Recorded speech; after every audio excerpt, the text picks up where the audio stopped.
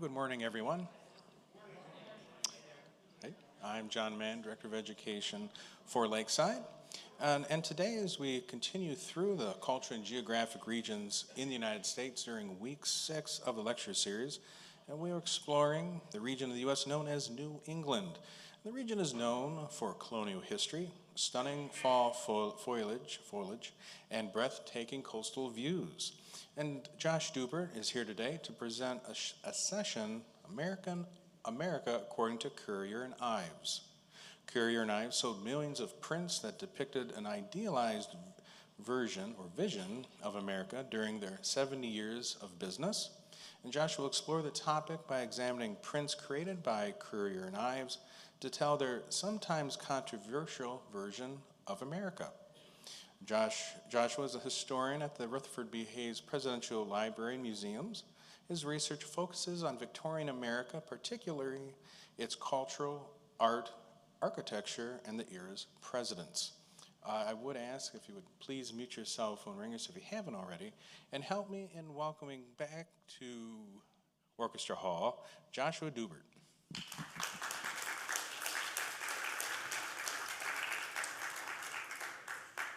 Thanks so much, John. Everybody can hear me well back in the back? Okay, excellent. I'd like to thank John, Mike for running sound in the Lakeside Chautauqua series for having me back and having a lot of my colleagues back from the Hayes to speak here again. It's always a pleasure. And it's great to see all of you here, a lot of you. I don't know why you would want to come into an air-conditioned hall like this and sit for a couple hours on a day like today. So yes, I'm going to talk about Currier and Ives today. And of course, Currier and Ives is sort of a national, when we think about them, the national scope. But Nathaniel Currier and James Ives are both New Englanders. And so there's, of course, the New York tangential connection, too. So we can kind of figure, New York City is sort of a New Englandish area. One thing I'll mention about this program, there are some sort of images that we might consider offensive, certainly offensive in some regards. So just wanted to kind of give you a content warning on that. Some of the information I'm going to be going over today is a little difficult, but it's all part of the broader story of Currier and Ives in American history. So Currier and Ives produced some of the most famous and memorable images of 19th century America. I'm curious, how many of you have Currier and Ives prints or grew up seeing them? I had a feeling. I did as well. I mean, you don't see too many of them around as much, on the cookie tins and things like you used to, but they're definitely part of the American story. Most of us are probably familiar with their images on the calendars and dishware, and especially, again, on the cookie tins and Christmas decorations from the mid to late 20th century.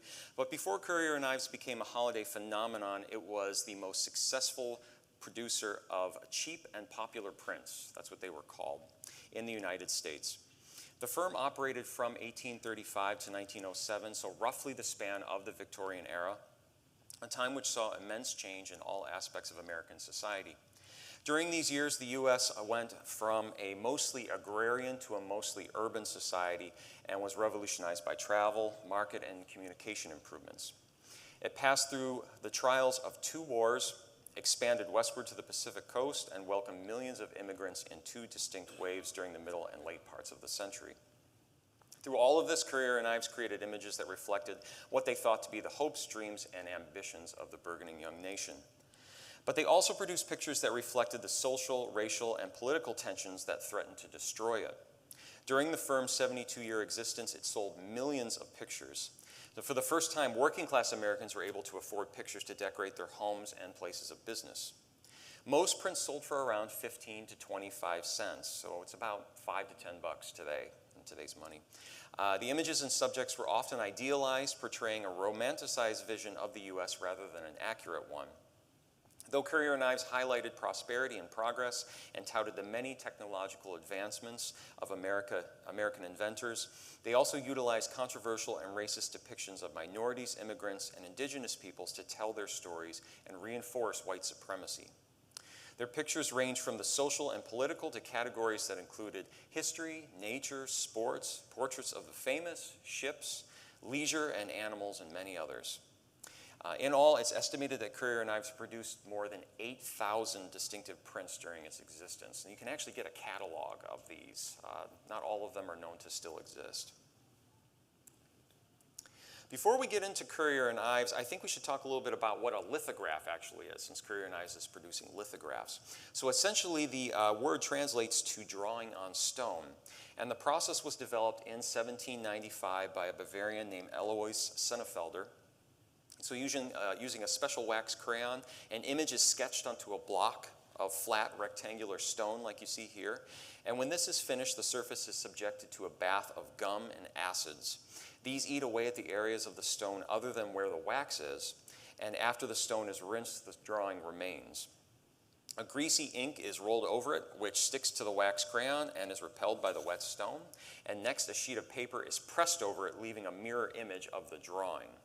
Once dried, it can be colored, and Courier and Ives images were almost exclusively hand-colored lithographs. I'll talk a little bit more about that hand coloring a little later. Nathaniel Courier was born March 27th, 1813 in Roxbury, Massachusetts. At the age of 15, he was apprenticed to William S. and John Pendleton of Boston, who had established a lithography business in 1824. Nathaniel worked for the company for 6 years, leaving at the age of 21 to work with a master lithographer, M.E.D. Brown, in Philadelphia. After a year with Brown, he went to New York, entering into a partnership with a man called Stoddard in 1834. And they generally were job printers. So they're doing copies, they're doing handbills, letterheads, scenic views, architectural plans, etc.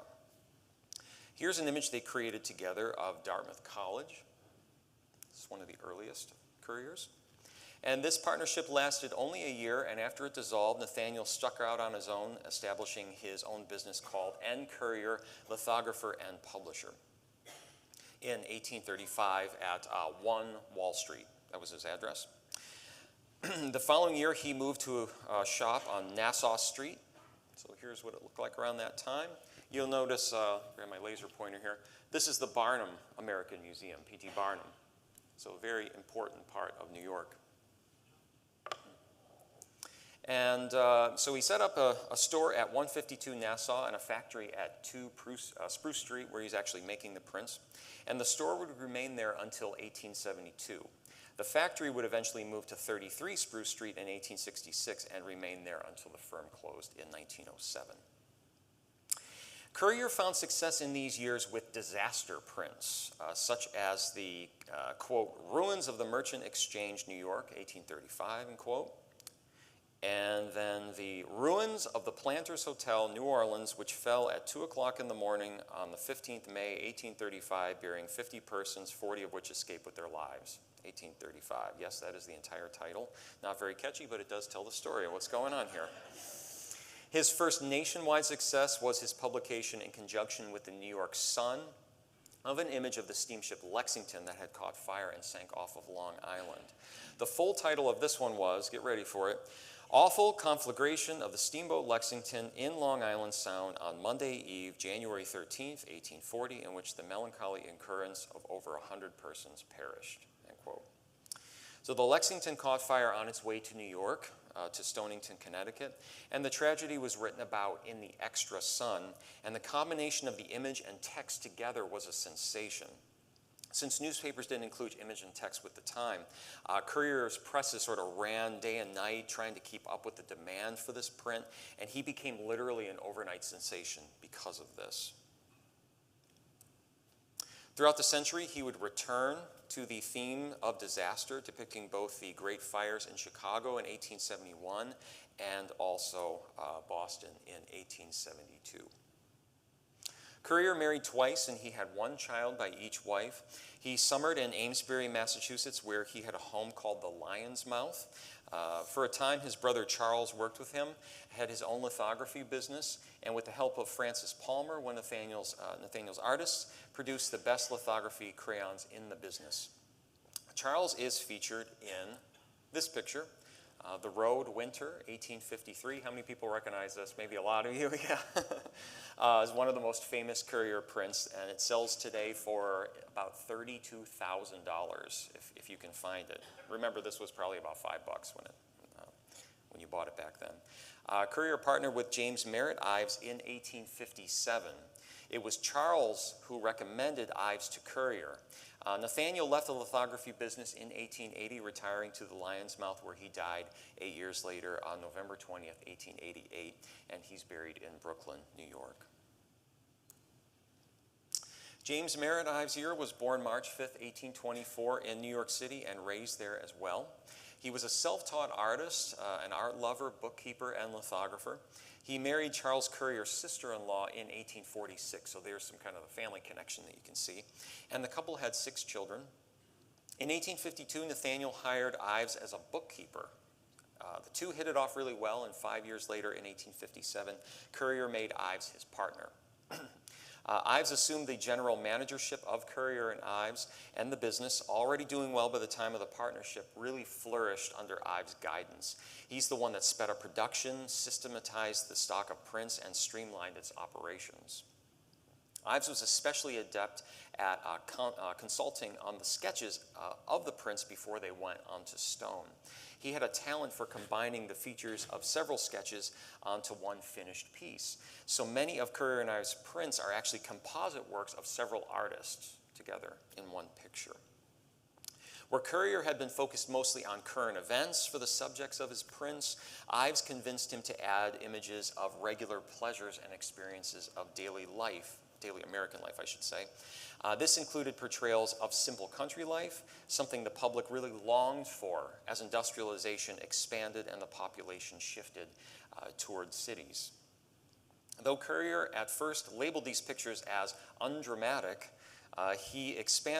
this expanded range, I should say, proved a successful venture, providing a broader scope of subjects than their competitors and best accommodating the buying public's taste and demands. So Ives lived in Rye, New York, where he was active in his community and involved in Republican politics in town. And at the outbreak of Civil War in 1861, he actually joined the military as a captain, assisted in organizing the Company F of the 23rd Regiment of Brooklyn, New York State National Guards, and he saw action during 1863 when General Robert E. Lee invaded Pennsylvania. So being that Currier and Ives was a commercial firm, the art they produced was focused more on the images themselves rather than the men and women who created them. So as historian Brian LeBeau notes, he's one of Currier and Ives' primary historians, the voice of the artist was replaced by the voice of the consumer. So the creators of the pictures were, however, highly skilled artists and lithographers, and indeed several specialized in specific themes. Since many Currier and Ives prints did not contain the artist's signatures, it's really helpful to know who specialized in what, so you're able to sort of put it together.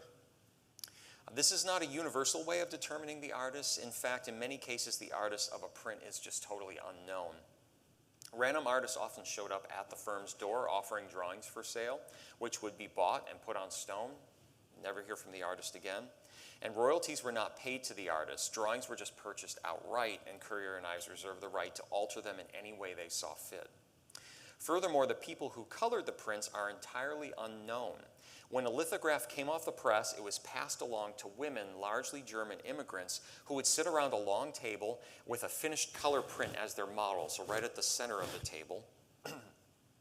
And each would add one color to one specific place on the print before passing it along to the next, and so on. So you can only imagine like the conversations that were going around these tables. I think that's kind of interesting to think of. And this would continue on until the print was finished. One way to determine whether a Currier and Ives that you might see in an antique shop is authentic and not a reprint is to look at the color areas to see if they go outside the lines. Also, the color itself may have a slight uneven sheen to it. And finally, there are often marks left by the lithographing process on the paper itself. So when you go into an antique store, you'll see them framed. A lot of times they have water stains, or maybe they're in old frames. But if you kind of hold it up and kind of tilt it in the light, you can see there's kind of a sheen to the actual ink itself. In 1880, chromolithography, a process similar to lithography where colors are added separately to different stones and then pressed, became popular. Louis Prang was a big proponent of chromolithography. Currier knives did utilize this method to some degree, but only rarely. They stuck to their hand-colored tradition, so it's rare to find a chromolithograph of Currier knives. And one thing that's interesting about this piece, so you can see the color is very different. It's more saturated, it's more even, and right here, this is why I put this image on here, you can see the different shades that were used for this one specific picture. So these are the only colors used on this whole picture here. Currier knives reproduced paintings by some famous artists such as Eastman Johnson, George Catlin, and George Inness. But the bulk of their images were created by an in-house staff. Some of the artists were with the firm for many years. One of these was Louis Maurer, born in Germany in 1832 and died in 1932 at the age of 100. Maurer produced drawings for Currier knives for nearly a decade, and he specialized in the drawings of figures and animals. Here's one of his famous pictures, The American Fireman, Always Ready, which is actually, believe it or not, a portrait of Nathaniel Currier dressed as a fireman. Thomas Worth, 1834 to 1917, first brought his sketches to Currier when he was about 18 or 20 years old. Currier found his work humorous and clever and purchased some pieces. Worth would never be an actual regular employee of Currier knives, but he contributed the most images to the firm of any outside artist. Most successful series of, including, well, I'm sorry, let me back up here. He did a lot of trotting horses pictures. So a lot of the trotting horses with the carriages that you see, those are Thomas Worth. And he also contributed to the most successful series of Currier knives, but also the most controversial, the racist Darktown images, which we'll discuss later. Here's an example of one of those. Arthur Fitzwilliam Tate, born in England in 1819 and died in New York in 1905, was an oil painter of wildlife and sporting scenes and is considered one of the finest on the subject from the period. The Currier knives reproduced a large series of prints off of his work, and unlike the other artists, they took few liberties in altering the content of the paintings when transferring them to stone. So this is pretty much what you see, what you get from Tate's image here, from this painting. One of the most important and interesting of Currier knives' stable of artists was Frances Flora Bond Palmer, 1812 to 1876. She was a woman who produced drawings for years for Currier knives in order to support her family. She immigrated to the U.S. from England with her husband Edward in the early 1840s, along with their 2 children and Francis's sister and brother. Frances attended a select school for girls in London and was actually trained in the fine arts. It appears that Edward Palmer was a heavy drinker and had no interest in working. And her son eventually, unfortunately, followed after the father. Frances became the breadwinner of the family. And it's unclear when she joined the firm, but it appears that she began somewhere in the mid to late 1840s and worked for Currier knives as a regular employee, producing piecework until her death in 1876. So she worked right up to the end of her life. The scope of her image is varied and accomplished. Frances produced some of the firm's most striking and memorable images that you might recognize, including train prints such as the Lightning Express train, the Champions of the Mississippi, and also the Seasons of Life. This one's Youth, and many, many others. So there are 4 seasons in this one. We're going to see 2 other ones in this presentation. The short-lived George Henry Dury, 1820 to 1863, was from Connecticut and known for his New England farm and winter scenes. His oil painting Home to Thanksgiving became one of the most famous of all Currier knives prints. So this is, pretty much everyone I'm sure has seen this one. This is the one you see reprinted on trays and plates and towels and all sorts of things. This is arguably the most famous. Charles Parsons, another Englishman, 1821 to 1910, produced a lot of the drawings for marine settings, but is probably best known for his image Central Park Winter, the Skating Pond, from 1862. Some of Currier and Ives' artists served in double roles. For instance, Parsons was also a lithographer and lithographed some of the prints of both Arthur Fitzwilliam Tate and James E. Butterworth. Butterworth, like Johnson, Catlin, and Inness, was not a Currier and Ives artist, but one who was well known as an oil painter of clipper ships. He was born in London in 1817, and he died in New Jersey in 1894. And Butterworth is considered the foremost painter of ships in 19th century America. So you can see his work is very high quality. Napoleon Sarony, born in Quebec in 1821 and died in New York City in 1896, was an illustrator and lithographer, Nathaniel Currier, during the 1830s and early 1840s, so before he's partnering with Ives. And he left to form his own lithography firm in 1843, but he's perhaps best known as a photographer, and some of his most famous subjects include Oscar Wilde, William Tecumseh Sherman, Mark Twain, and Nikola Tesla.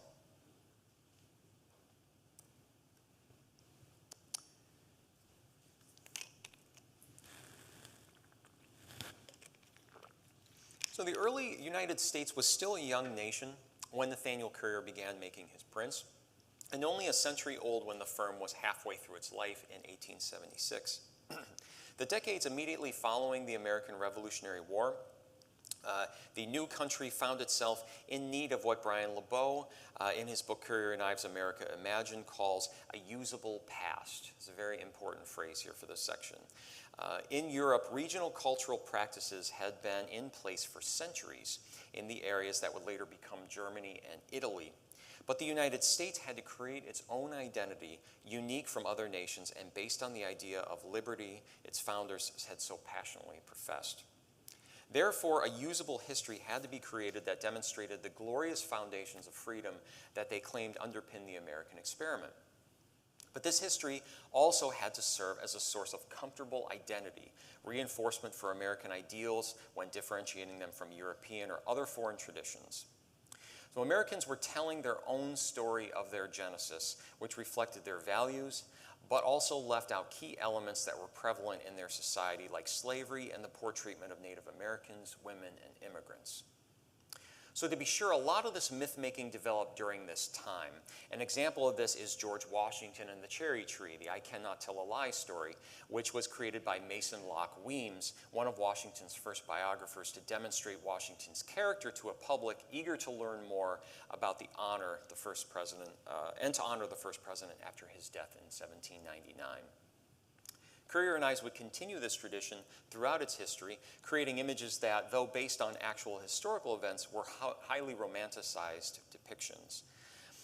Though generally American history for Currier and Ives truly begins in 1776, the firm did produce around 15 prints that depict the coming of Europeans to the New World. This one from the 1840s depicts the arrival of Christopher Columbus at San Salvador, October 11th, 1492. You'll notice that the sword he holds is held upside down so that it resembles a cross. And also the men in the boats behind him are raising a cross. This is land claimed in the name of Christ, and in the little bit of verse beneath the title, there's a mention of the new land being in Eden. The native people who had been there for untold millennia are barely visible, so you can kind of see them here.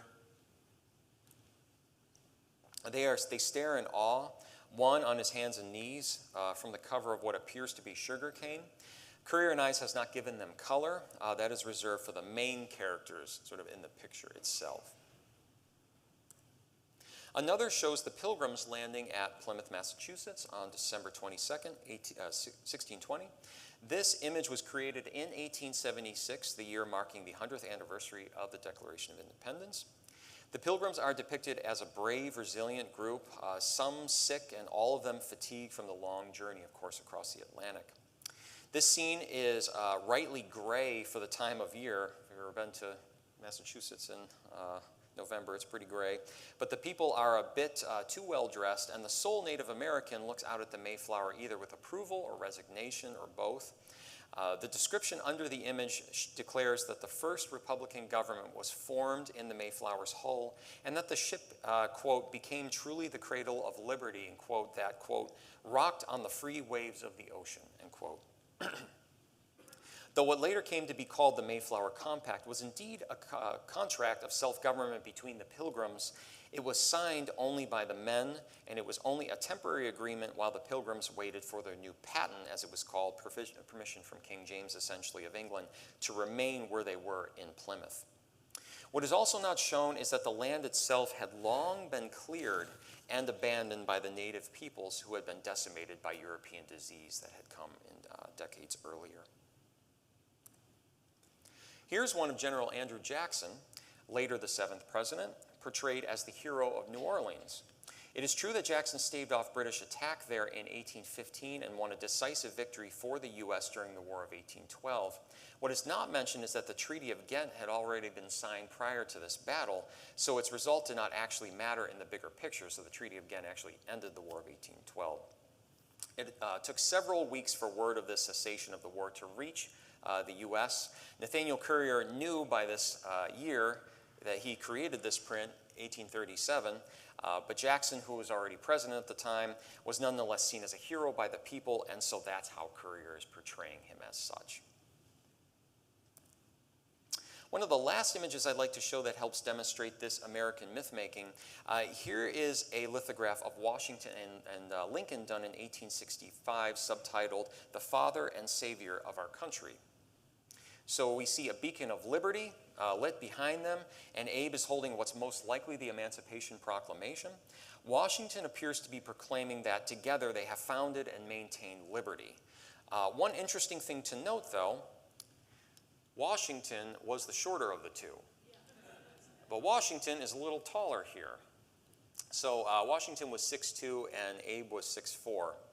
And he's portrayed slightly taller than Lincoln because it's still indicating that he's of higher historical importance. And it's interesting to kind of read about this, you know, working at the Hayes, reading a lot of this late 19th century history, and they're thinking about how they want to think about Lincoln because he does seem immediately on the same level as Washington, but even Hayes thinks it's hard to think of him in that exact same light. Of course, you know, later days we definitely sort of think of them as sort of a tandem in a lot of ways, as they are sort of depicting the father and savior of the country.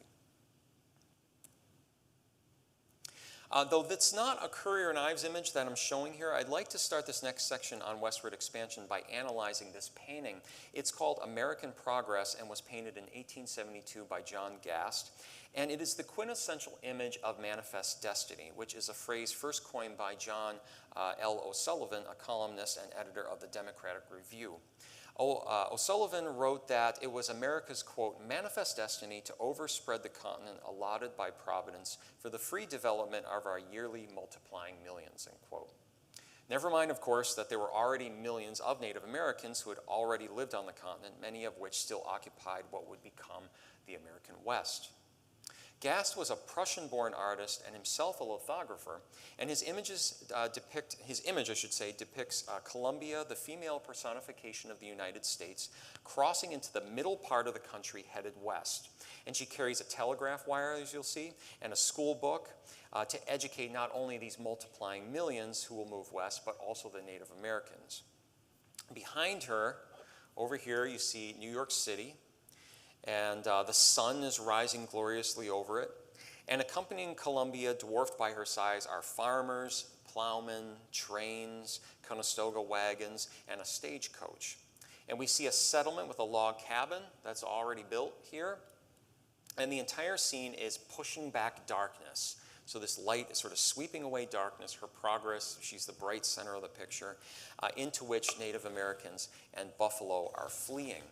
And American dogs, as you can see, are gnawing on the bones of some dead buffalo here.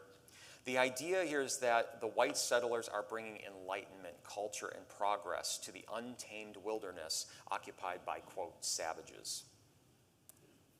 Variations of this notion were created by Currier and Ives during the same period. These images, a lot of these done by Francis Palmer, were exemplifications of Horace Greeley's famous refrain, "Go west, young man, go west." In the Rocky Mountains, Emigrants Crossing the Plains from 1866, Palmer shows a long line of settlers stretching back almost to the rear of the image. They are passing through a dramatic, beautiful landscape, and the oxen in the foreground appear to even be on a nice green path. A family is featured in the first wagon. These are immigrants leaving home in the east for a new home out west. Two Native Americans on horseback look on, seemingly approvingly, one gesturing either as a recognition of the vast beauty of the landscape or as an encouraging wave pointing them in the right direction. What is not shown is the extreme difficulty of such a voyage. The historian David Derry writes about overland travel, in particular the Oregon Trail, and mentions that the journey from the Missouri River to Oregon or California was 2,000 miles and took about 4 months. The Conestoga wagon being pulled by oxen, mules, or horses went an average of 3 miles per hour. Several people died from cholera or other illnesses from accidents, and the roads were neither carpeted with grass, nor were they always trodden and clear. The roads themselves, in fact, some of the settlers would bury their dead in the roads because there were so many travelers coming along some of these paths that they would hope that the ground would be tamped down by all the oxen in the wagons so that the wolves or other animals wouldn't dig up their loved ones. Another print from 1868 takes its name from Emanuel Lutz's famous painting in the U.S. Capitol. Westward, the course of empire takes its way, 1861 to 1862. Francis Palmer's has the same title, but adds across the continent before it. So here we see a similar image to the Rocky Mountains piece, settlers moving west with Native Americans watching the progress. But what we see here is a train front and center. So the Transcontinental Railroad was nearly complete by this point, and trains in general facilitated the shipment of large groups of people to the western regions. We still see wagons moving parallel to the railroad, and we also see a settlement with a public school building in the foreground. Men are chopping down trees, they're taming land, and residents of the new town are waving goodbye to friends and family on the train, which is about to head off into the undeveloped country beyond. The reality of such settlements could actually be much bleaker. Often families settled on their own, far from the newly created towns. On the Great Plains, for instance, families built their homes out of sod. They called them soddies. They dealt with drought, they dealt with damaging winds that could destroy their crops, they dealt with tornadoes, and suffered loneliness from the extreme isolation that would be called prairie madness.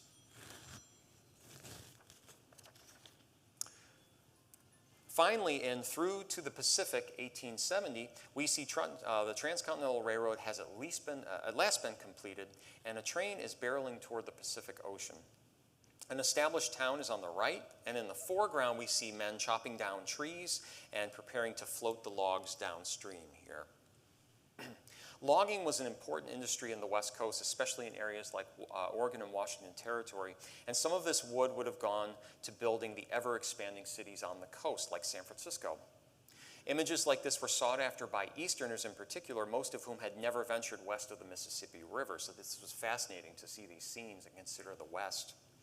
The highly romanticized prints produced a source of wonder for their purchasers and spurred others to relocate to such regions that seemed plentiful with opportunities. So Currier and Ives is actually helping to shift some of the population out to the west. During the 19th century in the US, a huge shift occurred in where people were living and how they were working. In the early to mid part of the century, the United States was mostly an agrarian society with families working and living on farms. As the century progressed, it underwent a transportation revolution with canals, turnpikes, steamships, and railroads cutting down travel times and linking towns and cities together. This increased and expanded the availability of marketable goods and services and also facilitated the movement of people from one region to the other. Many seeking work in the rapidly industrializing cities left their family farms for opportunities in the urban sphere. The last 3 decades of the American 19th century was a time of industrial and technological revolution, immigration, social unrest, and economic disparity, during which the United States transformed into an economic force and an imperial power on the world stage. During the Gilded Age, so roughly 1870 to 1900, the United States grew and expanded as never before. In 1870, there were approximately 38 million people in the United States. By 1900, it had doubled to 76 million. Much of this population increase was due to the second large wave of immigration when, in the late 19th century, millions of Southern and Eastern Europeans came to the country, by and large through New York City. Many of them remained there as well in crowded tenements, working for low wages. From 1860 to 1890, the percentage of Americans living in urban areas doubled from around 20 to 40%. There were also a massive gap between the rich and the poor. The richest 4,000 families at this time, around 1% of the population, owned 99% of the nation's wealth.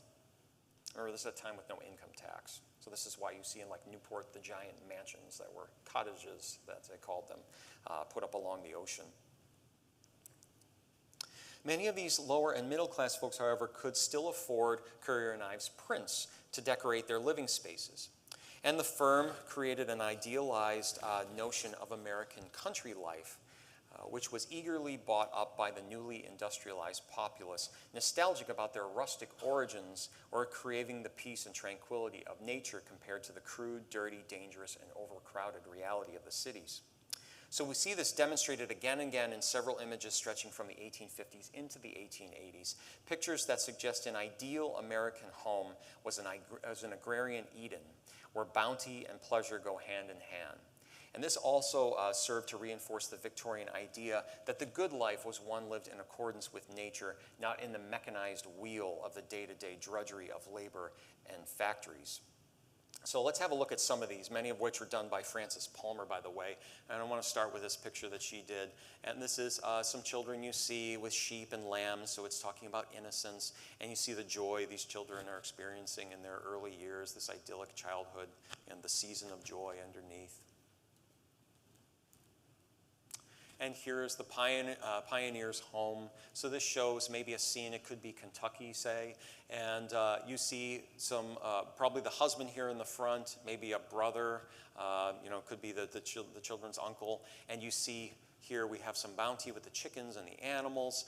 You see there's a lot of land, trees for clearing. They can make bridges, they can make their house here. You can see all the bounty going on with the wheat.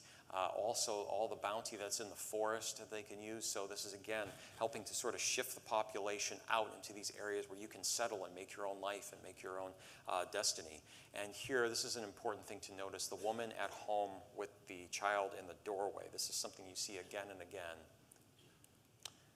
And here we are, this father might be a merchant. Maybe he works, this is maybe a New England town, say Vermont. And maybe he's coming home from where he has, say, maybe a watch business or something. He's some kind of merchant. You can see his clothing is different. He's not a rustic working out in the fields.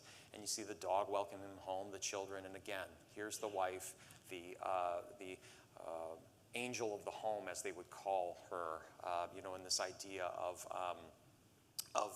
the woman being sort of, this is the domestic sphere is her range, and the man goes out, and he's the one that earns a living. He represents the citizenship for the family. So it's this idea of the cult of domesticity, as they called it.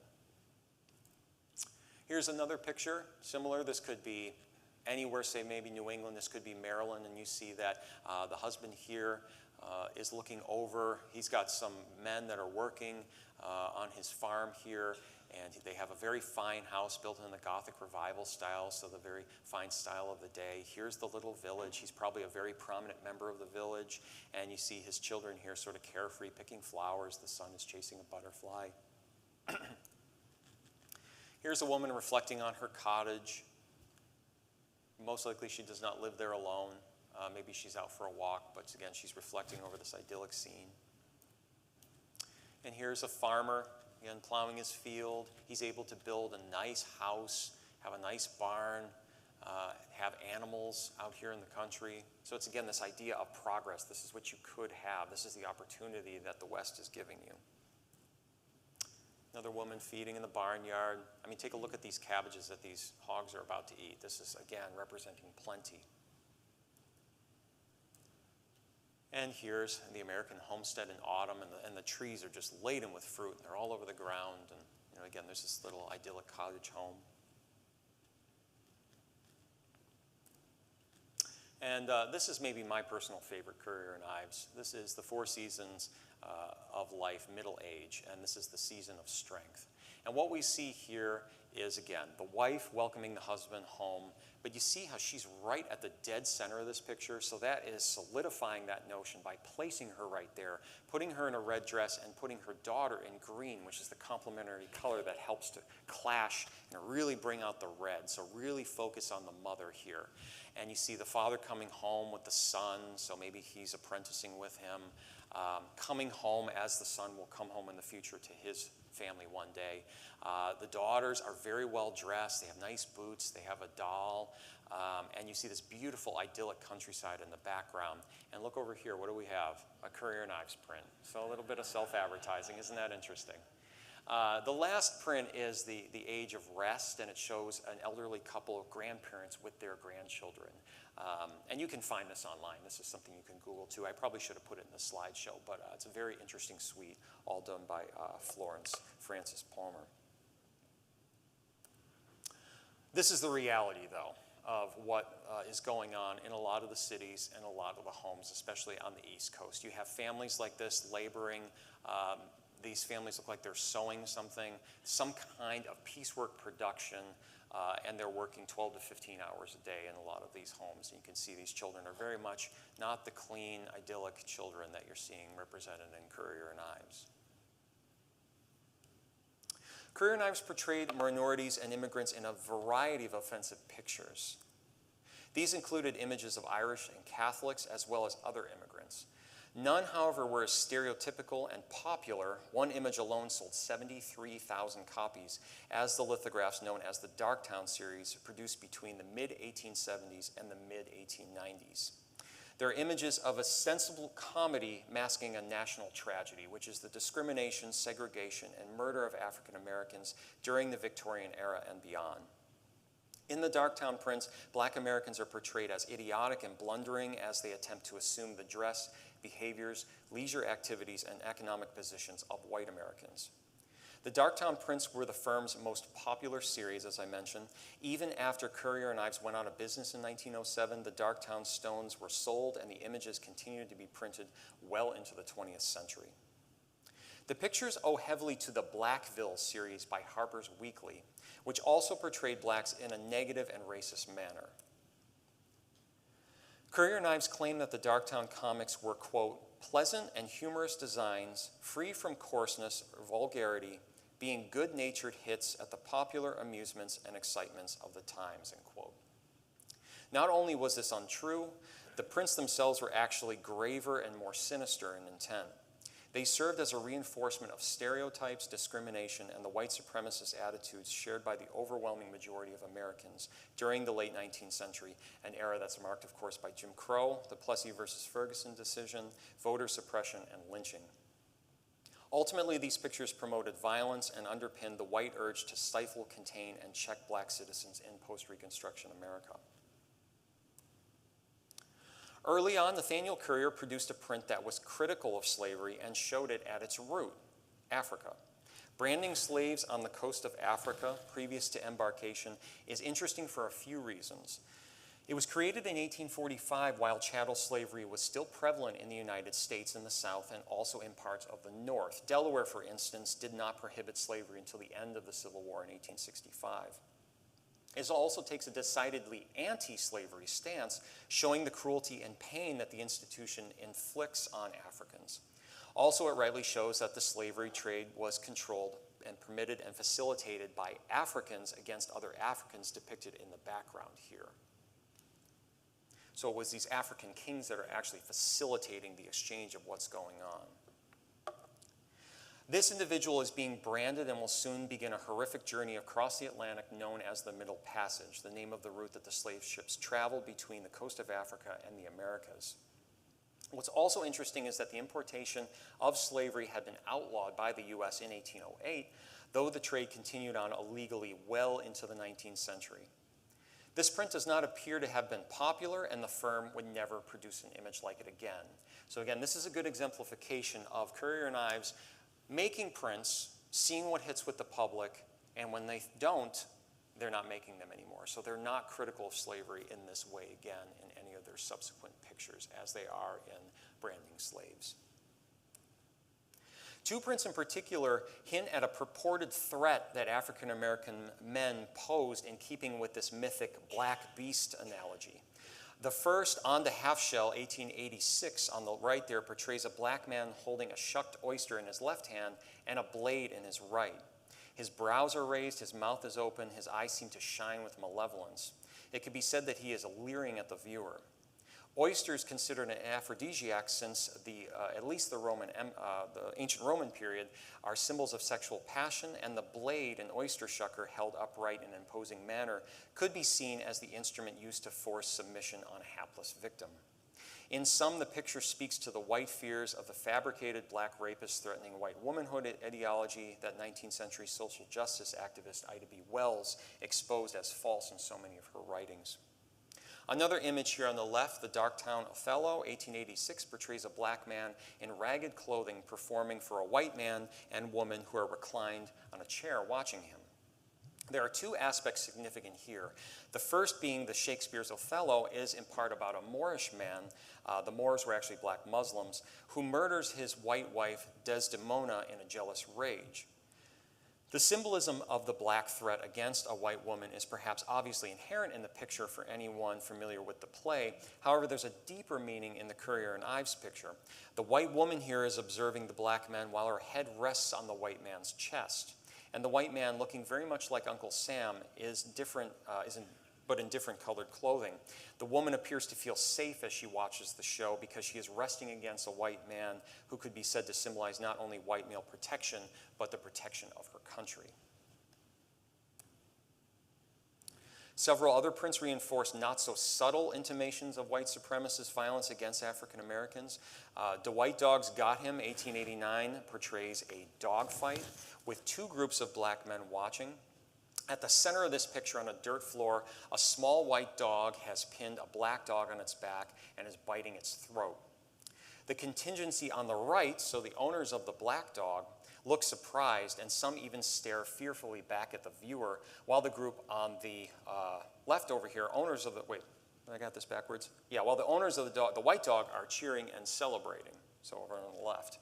So the shirts of the two men from the winning faction are blue, white, checkered, horizontally red striped, and together appear at a quick glance to be almost like an American flag.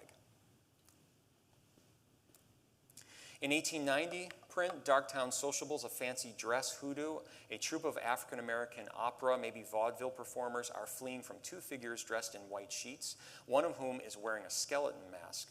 One of the approaching figures is black, but the taller figure almost certainly represents death. Though what is interesting here is that Death is wearing white, not black robes. Though the Ku Klux Klan had been essentially quashed by the 1870s by a unified Northern and Southern Republican effort to end terrorism against blacks in the South, the echo of dread and panic that the Klan had established in the region is really evident in such pictures. Currier and Ives seems to have been well aware of this and were capitalizing on this fear. The image on the left is one of a series of prints Currier and Ives did of Bartholdi's Statue of Liberty. The one on the right perhaps best represents white fears of black mobility and freedom during this period. So Bar Squaldy's Statue of Liberty, Frightening the World, Bedbugs Harbor, New York. This image depicts a black woman as the Statue of Liberty. She stands on a wooden crate beside a rooster, holding a torch in one hand and has a large book tucked under one arm. And she wears an American flag as an apron. She appears surprised and befuddled as to how she's gotten there, and there are several aspects of this image. So the conflation of notions of white liberty and black emancipation that seem important.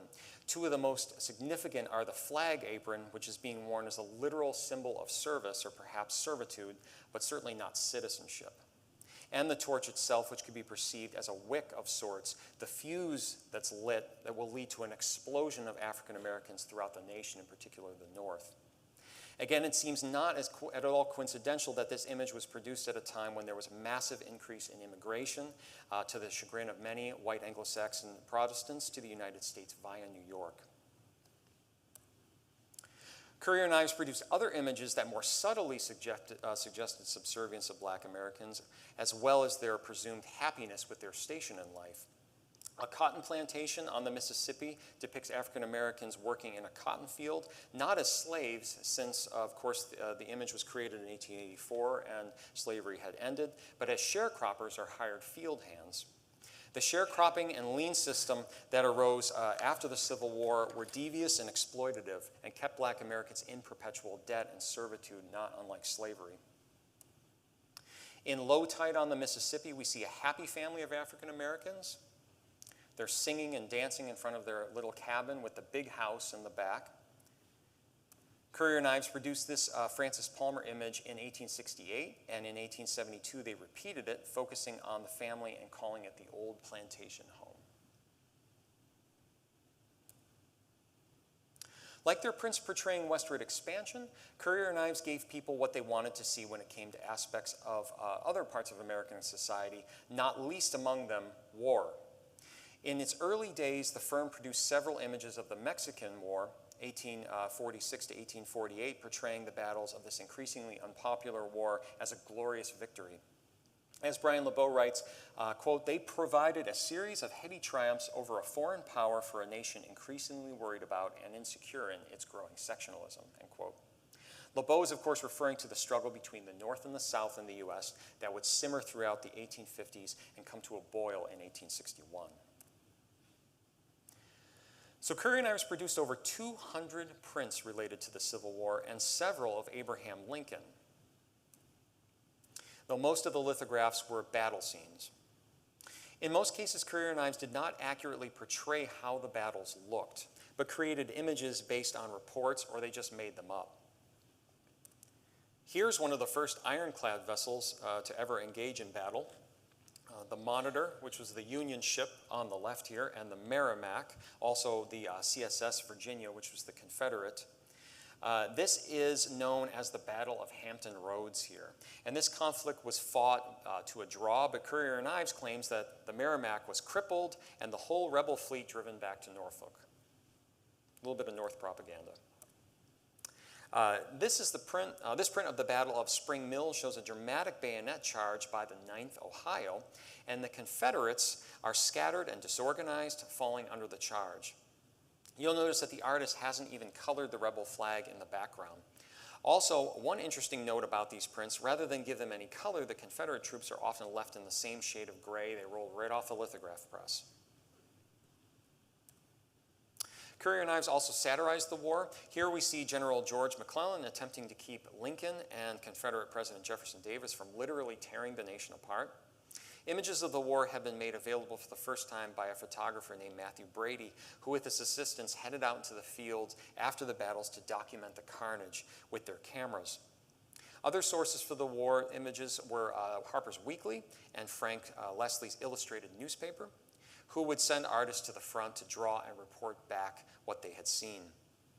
These images would be published within 2 weeks of the battle's occurrences, which was really a record turnaround time. Currier and Ives chose to take a more moderate view of the war, depicting figures and battle scenes, and focused more on glory and heroism instead of gore. Most of these prints romanticized the war and also incorrectly reported its details. For instance, considering the Battle of the Second Manassas, the Second Bull Run, Currier and Ives focuses only on the first day of the conflict when the Union was winning, and it does not mention in any regard that the result was actually a rout for the Confederates. Despite Currier and Ives' tendency to dehumanize and humiliate African Americans in their prints, when it came to the war, the firm created images that demonstrated Black bravery in battle and portrayed African Americans as refined, dutiful soldiers without any of the racist physical exaggerations it would use later in the Darktown series. For instance, the celebration of the bravery of the 54th Massachusetts Colored Regiment at the Battle of Fort Wagner, South Carolina in 1863. Though it was a Confederate victory, the 54th Massachusetts showed great valor despite losing its significant portion of its regiment. And we see it front and center there, White Colonel Robert G. Shaw falling in battle here. The lost cause ideology is another aspect of the Civil War that Currier and Ives cashed in on. The lost cause laments Southern defeat and argues that states' rights and not slavery was the reason for the war. It proposed that enslavers were paternalistic caregivers to their slaves who could not care for themselves and were not interested in freedom. It also saw blacks as, quote, faithful slaves, loyal to their masters and happily in their bondage. Another aspect of the lost cause is the portrayal of Confederate soldiers like Generals Robert E. Lee and Stonewall Jackson as heroes and saints.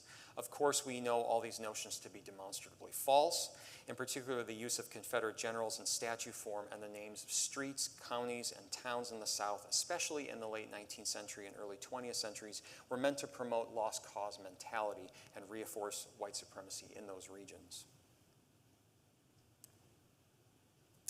One of Currier and Ives' primary themes throughout its existence was that of progress. As mentioned, the United States was fast becoming an industrialized society, one which saw not only the expansion of factories, mills, machine shops, and refineries, but an explosion of new inventions like the telegraph, the telephone, metal detectors, the phonograph, the incandescent light bulb, the escalator, and hundreds more. In the progress of the century, several aspects of American ingenuity are on display, from a locomotive and steamboat in the background to the steam printing press to the man tapping out, quote, "Liberty and union now and forever, one and inseparable. Glory to God in the highest, on earth peace and goodwill toward men," end quote. This print was made in 1876, the same year the United States was celebrating the 100th anniversary of the Declaration of Independence. Currier and Ives created lithographs of many of the monumental achievements of the Victorian era, including the Brooklyn Bridge. Here's another view. Locomotives carrying the luxurious Pullman sleeping cars, sleeping coaches, I should say. And you can see those back here, these Pullman sleeping coaches, which were highly luxurious. And New York, electrified by the dual achievements of Thomas Edison and C.F. Brush, creator of the dynamos, electric generators, whose company was later merged with Edison's to form General Electric. So we can see the Brooklyn Bridge there, and here's Manhattan, and there's the joining.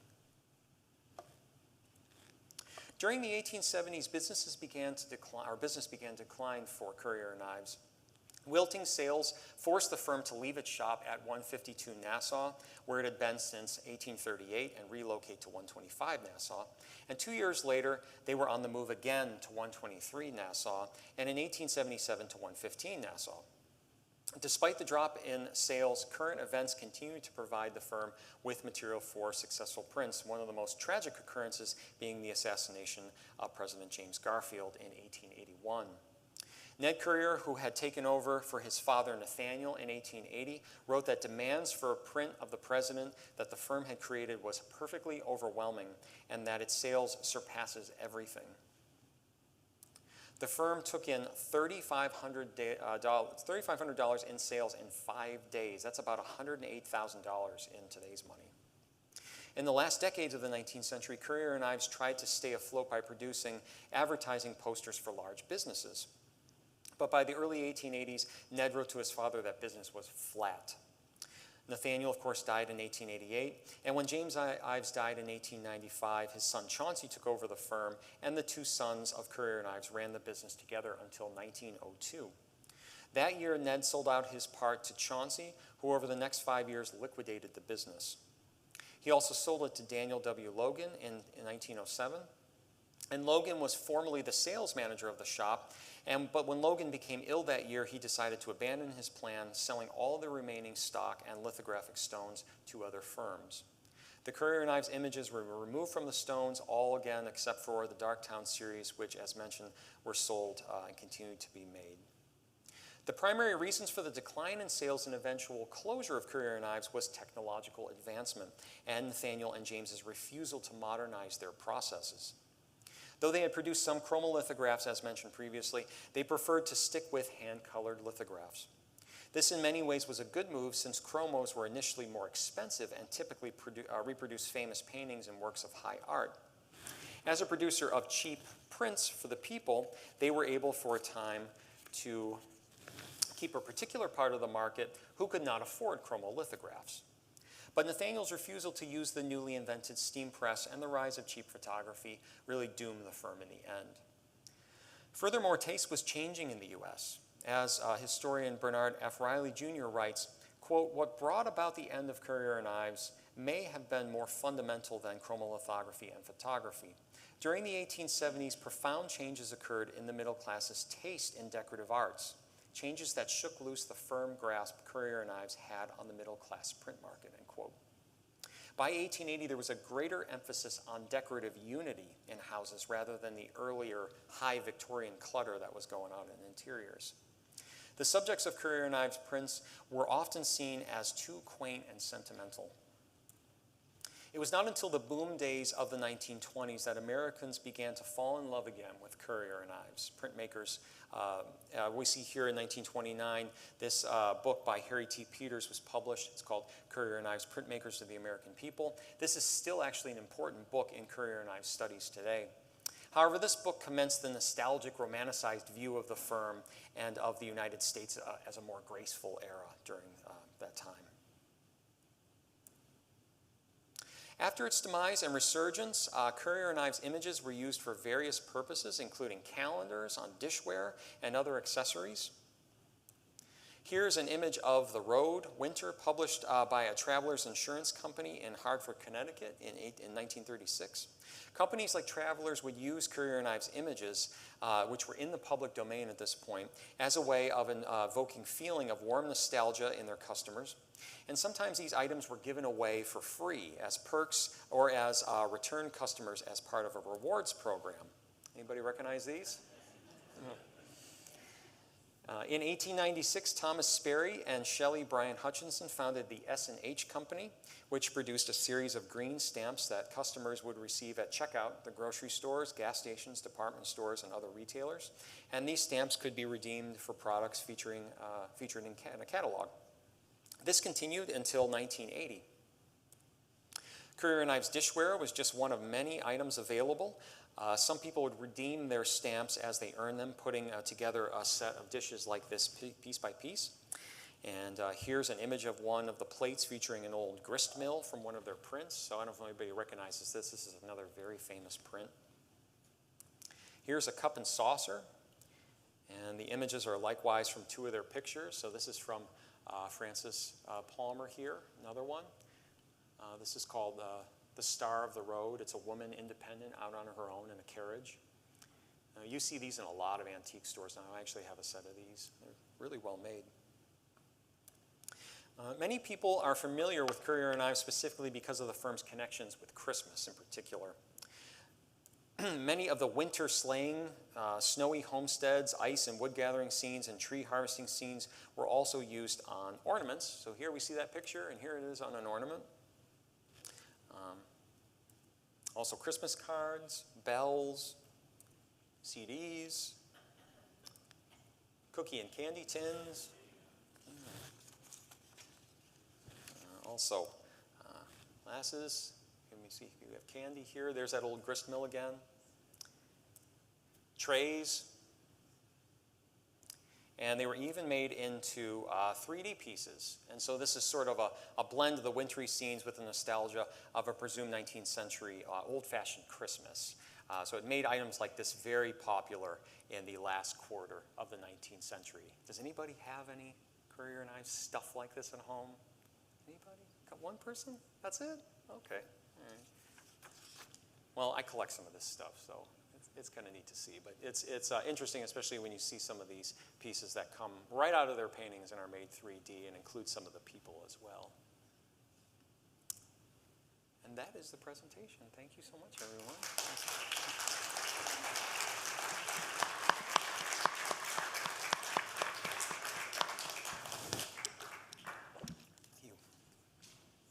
Happy to take any questions, thoughts, comments, etc.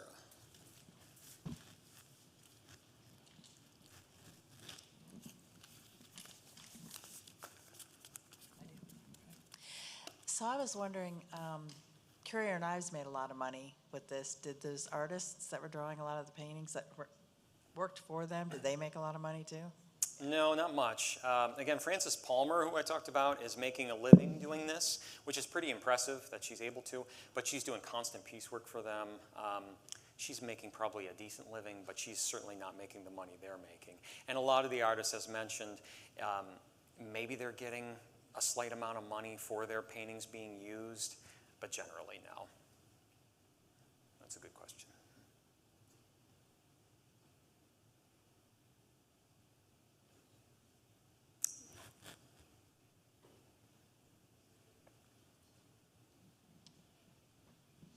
I'm from Bryan, Ohio, and the Ohio Art Company does lithographs. Do you know if they did any Currier and Ives prints? Not that I know of. So actual Currier and Ives were only produced by that firm. Oops, sorry, my microphone's getting snagged here. They were only produced by that firm in New York. So they didn't outsource their work to other companies. But you do see a lot of reprints of Currier and Ives, excuse me.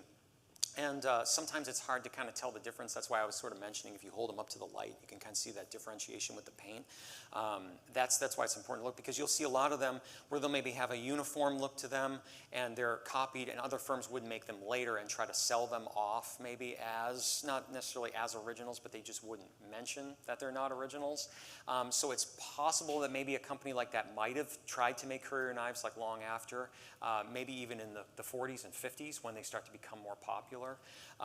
But no, all the work was being done in-house. That's kind of what makes them special and unique when you're able to go buy an original. You know that it was made there by the firm, and that these women are hand coloring them, and that it's actually pressed on one of their stones. So it's a really unique piece. So that's a good question, though, about outsourcing. Hi. Hi. Is there an increased value in collecting?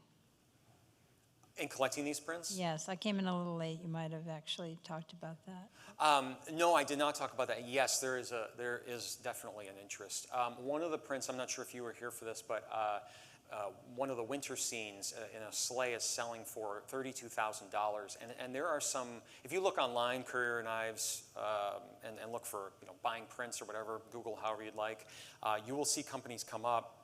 And some of them are tens of thousands of dollars. And some of them that are even rare can go up from there and might show up in auction. So there are a lot of collectors still that are looking for originals. What about the Darktown collection? That looks like that's particularly collectible.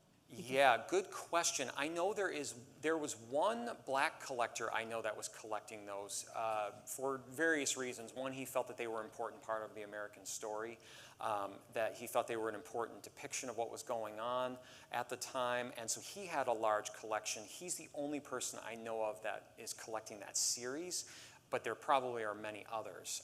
And again, those were produced after Currier and Ives wrapped up, so I don't know. I've never seen one of those in person, and I don't know how many of them survive. But there are some that were made by other firms too, so that would be another interesting thing to look into that I just don't know. Anybody else? Thank you very much, Josh. Thank you, everyone. Thank you. Thank you so much.